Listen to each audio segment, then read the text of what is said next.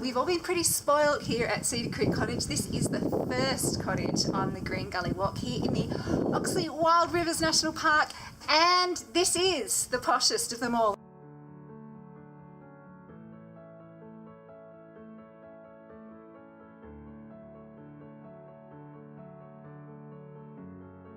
We've been walking for just under an hour and we have come to a sensational first view.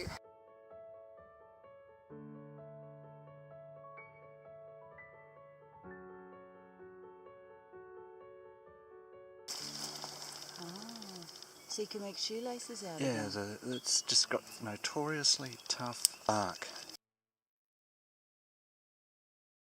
One of the things I love about bushwalking is that you get to hang out with a whole bunch of people that, you know, in your normal life you might not ever have a chance to bump into. Well, this walk on Green Gully, we just happen to have a guy who's a systematic botanist, and we're having a fantastic time because this morning we've had the chance to take part in some citizen science. What we're trying to do is look at the genetic variation within plants and within and between population. It's actually been kind of nice because, you know, we're not really that used to walking on fire trails, and day one it's pretty fire trail city along here. So to do some of this citizen science, it's actually been nice to sort of break up the day a bit.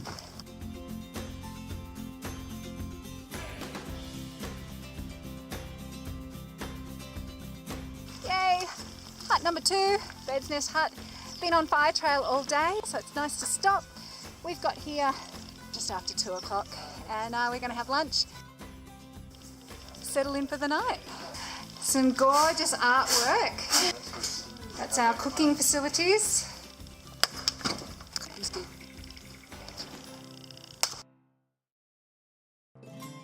It is the start of day 2 and quite looking forward to this because yesterday was all on a fire trail and now, yay, we do some off-track. But if you've never done off-track walking before, the navigation is super easy. All you need to do is just keep walking uphill up a spur. I think it's about 300 metres of ascent. A good way to stretch your legs. So we've done the 300 metre ascent up to Bird's Nest Creek, and now we've got about 900 metres of vertical descent. And it's all on old fire trails, but it's quite loose and scree-ish, so, you know, we're taking a bit of a slide every now and then, and I reckon that the quads are going to feel it by the end of the day.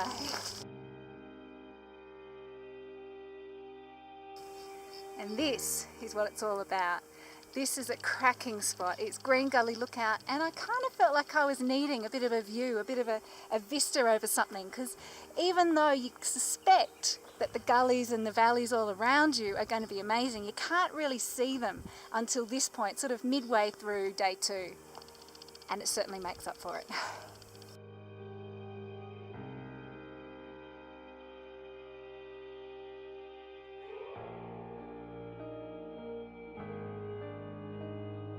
There's Happy and Planty and Sniffy and Fiery and Camry. End of day 2 and we have just made it here to Green Gully Hut. Fantastic day, amazing views, really steep down, so you know you want to make sure your knees are in good nick. And now, an early afternoon to relax and enjoy. I think we might jump in the creek. I'm doing the most important thing of the day, which is filling up the kettle to boil it for a cup of tea. See, I only bring good people with me on my walk. Day 3 on the Green Gully track and the first water crossing. So today is all about being in the creek, being through the creek, being under the creek. But given the temperatures that we're probably going to get today, we're not upset to be in the river at all.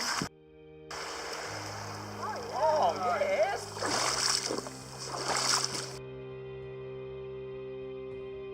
Number 11. Apparently there's 30.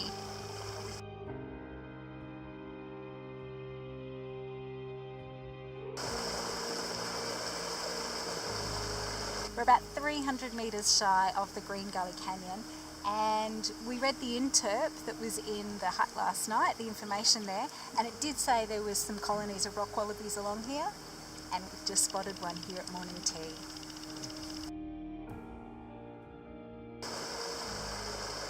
And then there's Green Gully Canyon. Now there are easier ways through, and then there's the, you know, more adventurous.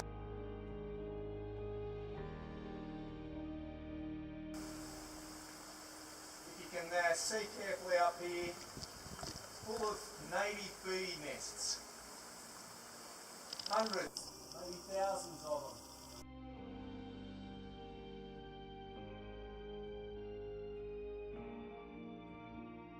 Home for night 4 on the Green Gully Track is here at Cowell's Hut, the most rustic of all the huts, and I think it might see us all sleeping out tonight. It looks fantastic. Today has been one of our favourite days on the track, walking in the river and then just enjoying the coolness.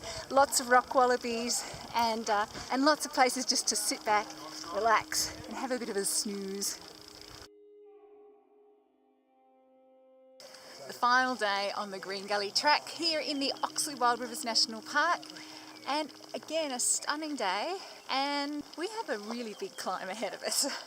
So we're actually starting at 7:30 this morning, trying to get in a bit of the cool of the day to make it up the fire trail slog to the top. There's something about finding your sustainable pace, that pace that you can keep going at for a long time, even if it means baby steps. Man, that was a hill. 600 vertical metres from the creek back up to the original fire trail we were on. So the Green Gully actually does end up being a loop, and you end up walking the majority of the last day on a section of the first day's fire trail. Something that I've really loved about this track is the interpretive signs that they have sort of dotted along the track. It's not obtrusive, it's kind of like, you know, whenever there's a point of interest or something to see. So this one's about some of the history of the area, but there's a whole lot of really great stuff about the flora, the fauna, the terrain, the kind of ecosystem that we're within, and also the whole important stuff about being wilderness. 20 past 12 and we are just approaching the start, which is actually our finish as well, on the Green Gully Track. In terms of the type of terrain you're going to find on this track, there are a couple of days where it's a whole lot of management trail. So as long as you're prepared for that, along with the fantastic creek walking day, which was just excellent, I think that's all of our favourite, and a little bit of sort of off track, then I reckon you're up for a great experience.